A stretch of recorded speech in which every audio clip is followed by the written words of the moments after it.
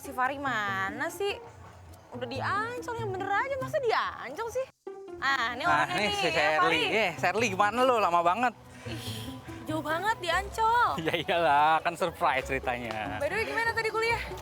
Ya gitu-gitu aja, kuliah sejarah sih apa yang harus dibahas lagi kan masa lalu juga gitu loh.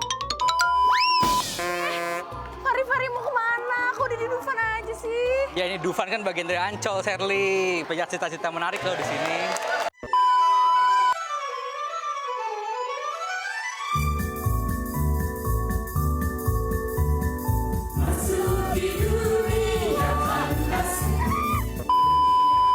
Waras. Ini gue gak waras kayak lemes banget.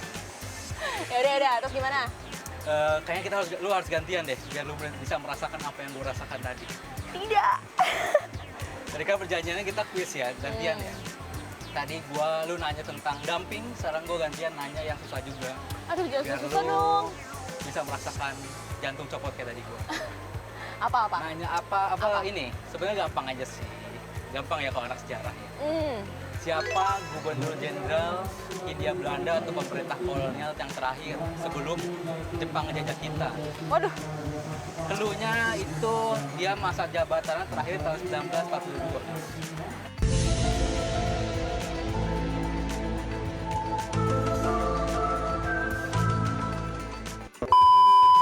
Waduh. Anak ekonomi ditanyain gitu. Ayo tebak. Berarti Belanda ya? Iya, orang Belanda. Bapak-bapak. Aduh, apa ya? Pak Bambang? Gak ada orang Belanda namanya. Aduh, nggak tahu deh. Namanya Gubernur Tjarda van Stackenburg. Dia Tjarda pakai van bahasa Belanda Stackenburg. juga. Gue pun susah nyebutnya. Ya, gua kalah Pakai dong. Tjarda van Stackenburg. Gue kalah dong. Ya, siap-siap. Sekarang gue mau balas dendam.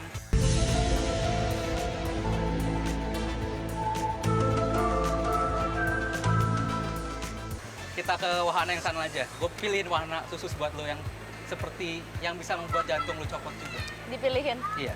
Ya udah. Yuk. Biar fair ya. Takut. Takut? Iya.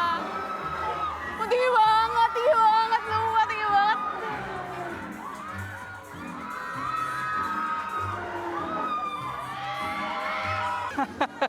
Rasain tuh Sherly.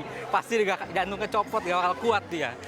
Dia adalah ngebuat gua jantung gua copot tadi, sekarang gantian. Syukurin.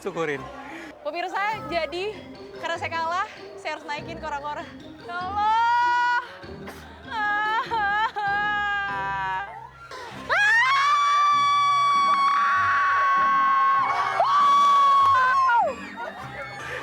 Sampai ujung lihat tuh. Lihat tuh. Dia merasakan apa yang gua rasakan tadi.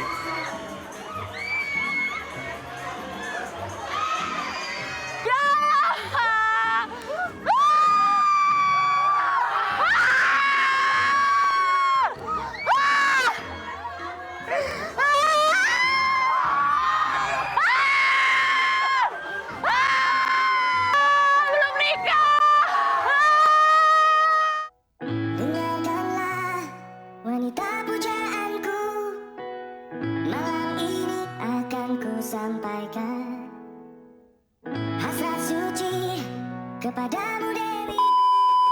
Pemirsa, saya belum nikah. Fahri, jangan suruh-suruh saya main kayak gini. Fahri, udah deh main kuis-kuisannya. Mending lanjutin cerita tadi tuh yang PT-PT Ancol. Udah capeknya. Dengkul gue lemes banget. Gue juga capek, jadi mending kita duduk aja deh sama cerita Iya. ya, lanjutin yang tadi. Jadi tadi itu sampai PT-PT, iya. Ancol itu dibangunnya berkat PT-PT juga. Selain ada pengembang swastanya, Sherly. Patungan ya? Iya, patungan ibu-ibu. Jadi yang Pak Suwiryo itu yang ketua pelaksananya, ketuplak lah. Ketuplak proyek Ancol itu dia punya kenalan istri Hairul Saleh. Hairul Saleh itu pejabat lah. Nah, si istrinya itu, si ibu pejabat itu akhirnya inisiasi datengin istri-istri pejabat tuh, ibu-ibunya. Peran istri Ya, ya. jadi ya dimintain duit lah buat patungan biar proyek Ancol ini berjalan. Akhirnya setelah patungan sama tadi ada pengembang swasta dari Ciputra ya. pengembang besar juga, akhirnya terwujudlah Ancol itu berdiri di tahun 1967, tepatnya 25 Juni 1967. Baru ulang tahun kemarin itu. Iya. Oh iya ya. Ancol itu. Ancol baru ulang tahun ya. Oke, jadi memang hasil patungan dari ibu-ibu pejabat. Berarti sekaya apa mereka? Sampai bisa PT-PT bangun. Iya dong, pasti banyak Park duitnya kan. gede gitu. Akhirnya bangunan pertamanya itu pelan-pelan tapi dibangunnya. Saat diresmiin itu emang cuma ada kayak nightclub. Oh, Yang jadi pertama, uang pertama itu nightclub. jadi PT-PT itu pertama dibangun nightclub. Iya, tempat kayak klub malam gitulah. Di klub malam itu juga gak lama kemudian ada Copacabana. Copacabana itu kasino pertama di Jakarta. Oh, Copa. Tadi kita sempat lewat ya, Iya, yang Copa tadi ya. lewat itu Copacabana itu tempat kasino pertama di Jakarta. Gubernurnya yang menginisiasi Ali Sadikin. Memang kan dia terkenal dengan kebijakan pro legalisasi hal-hal yang seperti itu, judi ya. Dan dari situlah Ancol ini mulai berkembang jadi tempat rekreasi di Jakarta.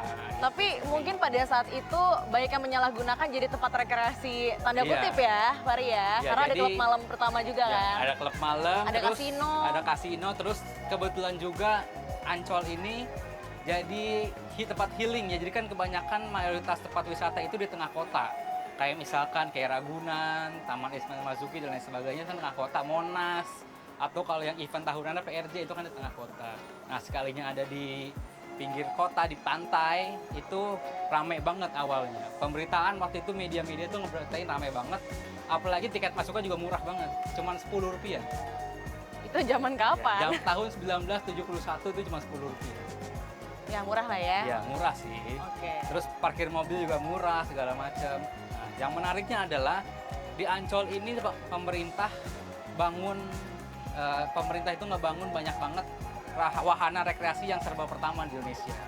Kayak apa tuh? Kayak misalkan bioskop. Saya pernah lihat ya bioskop yang di luar negeri kalau misalnya kita nonton film-film Hollywood, ada bioskop yang mobil-mobil berjejeran sambil nonton gitu kan. Iya, Kan drive thru iya, movie gitu iya. ya. Kan kalau di luar negeri kalau kita nonton film suka ada yang kayak gitu. Di Ancol juga dulu ada. Oh, pernah ada ya? Pernah ada tahun 1970-an itu dibangunnya 80 hektar, bayangin aja gede banget, bisa buat 800 mobil. Nah, menariknya karena itu kan gelap malam ya. Banyak catatan-catatan yang gue baca sebetulnya itu melakukan hal-hal yang prostitusi gitu loh. Oh, jadi karena mungkin ada sempat dulu namanya tempat jin-buan anak ya. Iya. Itu kayak milik jin beneran ya? Iya. Dulu itu kan namanya Binaria. Jadi di Binaria itu banyak banget. Yang pertama banyak banget PSK. Jadi PSK itu datang ke sini awalnya pakai baju kayak biasanya lah. Tapi setelah masuk ke dalam kawasan Binaria, kawasan Ancol, dia berubah pakaian. Gitu. Terus saat nonton film di mobil juga banyak mobil-mobil goyang yang kita tahu ya. Mobil goyang itu maksudnya seperti apa gitu. Tapi waktu itu kan tadi Ancol ini dibangun oleh patungan ibu-ibu pejabat. Ibu-ibu pejabat ini sebenarnya protes. Karena kan kita harus tahu juga ya saat itu kan Indonesia negara yang menjunjung tinggi agama, terus budaya timur sangat kental atau Asian value istilahnya. Asian value. Itu sangat kental banget. Akhirnya diprotes tuh sama ibu-ibu pejabat itu. Akhirnya tapi Gubernur DKI Jakarta Satu Ali Sadikin cuek-cuek aja, katanya biarin aja sih kalau PSK atau mobil goyang bertransaksi di Ancol atau Binaria, kan itu dosa-dosa mereka juga. Akhirnya setelah itu karena ada pendapat protes dan ibu-ibu itu gak puas, akhirnya ibu-ibu itu cabut lah dari Sebagai investor. sebagai investor Ancol atau dia gak mau ikut campur lagi urusan Ancol. Akhirnya tetap Ancol itu berdiri sendiri. Oh iya. Berarti dulu tuh memang tidak ramah tempat wisata keluarga ya? Iya. Oh iya. Dan berarti setelah akhirnya diresmiin ya, tadi dengan harga Rp10 segala macam, apakah itu langsung menjadi theme park gitu? Ini kan ada beberapa theme park gitu ya?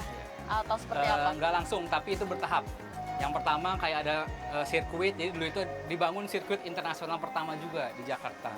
Itu buat balapan motor, anak gede atau anak kecil. Terus juga ada tempat bowling pertama. Nah, tempat bowling ini ada satu foto ikonik, yang ikonik banget dari istri Presiden Soeharto, Ibu Tin. Jadi saat ngeresmiin tempat bowling itu, Ibu Tin kan yang pakaian yang anggun, pakai apa? Kalau yang perempuan itu, Sherly namanya? Sanggul. Sanggul, pakai kebaya, pakai kain. Nah, dia main bowling tuh sambil ngelepas Bolanya. bolanya. Sambil dia gaya-gaya main bowling lah. Terus ada foto ikonik juga itu terjadi di Ancol. Terus juga tadi kan udah banyak pantai juga dibuka ya tadi. Pantai-pantai itu banyak pantai itu di sepanjang pantai itu banyak villa-villa, banyak tempat makan. Itu pokoknya tumbuh banget lah Ancol. Jadi salah satu tambahan pemasukan bagi pemerintah DKI Jakarta juga. Berarti setelah adanya Ancol ini dan kawasan Ancol akhirnya berkembang, berarti memang itu mendongkrak perekonomian ya? Iya jelas dong, karena kan saat itu Jakarta juga butuh uang. Salah satunya adalah dengan menarik pajak atau mengadain Ancol ini gitu. Barulah seiring berkembangnya zaman, terus mulai muncul wahana rekreasi lain, salah satunya adalah Dufan ini. Kalau Dufan itu kalau nggak salah gue baca, Agustus 1985, Ser. Jadi 1985? Terhitungnya ya baru-baru lah. Baru ya? Dibandingin usia Ancol secara lebih besar ya, itu masuknya baru juga. Oh, memang kalau Dufan ini baru ya? Iya. Tapi dulu tuh Dufan ada ikoniknya gitu loh, yang gaban gitu ya? Nah, itu kalau misalkan ada patung, dulu itu kita sering banget, sampai sekarang, bilang kalau misalkan sesuatu yang besar gitu kan, disebutnya segede gaban. Nah, itu ternyata itu bermula dari kawasan Dufan, Ancol. Dulu itu di kawasan ini, itu ada patung juga. Patung gaban itu? Patung gaban. Sebenarnya patungnya nama aslinya Gavan, pakai V. Oh. Jadi bahasa Jepang, tapi karena dilafalin orang Indonesia agak susah, jadi dia gaban. Oh, gaban awalnya? Iya. Karena bentuknya tinggi, jadi akhirnya jadi terasosiasi bahwa segala yang bentuknya tinggi-tinggi, besar, gede, istilahnya sebagai segede gaban. Segede gaban. Oh, jadi gitu ya? Tapi kira-kira menurut Sherly, yang prostitusi tadi, apakah di zaman Dufan itu masih ada atau enggak kira-kira? Oh, masih nggak sih Fahri? Udah enggak. Oh, berarti semenjak adanya Dufan tuh yang segala macam berbau negatif itu ya pada saat itu prostitusi dan lain-lain, klub malam, itu diberhentikan? Itu sekitar tahun 1980 atau 1970 akhir itu sudah mulai di-cut lah yang kayak gitunya. Seiring juga pemberhentian Gubernur Ali Sadikin. Tahun 1970 akhir itu udah gak ada lagi tuh. Semuanya berpindah yang tadinya ke kawasan Ancol, tersebar luas di beberapa tempat di Jakarta.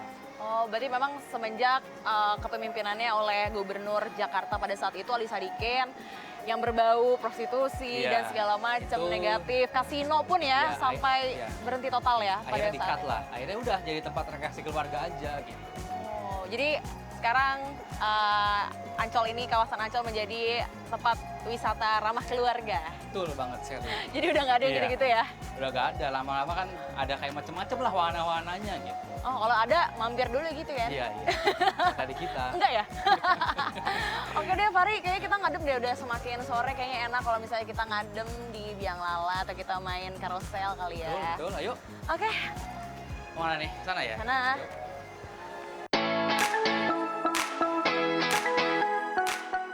Setelah seharian penuh jalan-jalan sambil cerita sejarahnya Ancol nih, kayaknya udah lelah banget ya, sudah semakin sore lagi. Jadi pemirsa, terus ikuti isu-isu ekonomi hanya di CNBC Indonesia Insight. Tempat Anda mendapat wawasan ekonomi dari masa lalu hingga masa kini. CNBC Indonesia Beyond Business.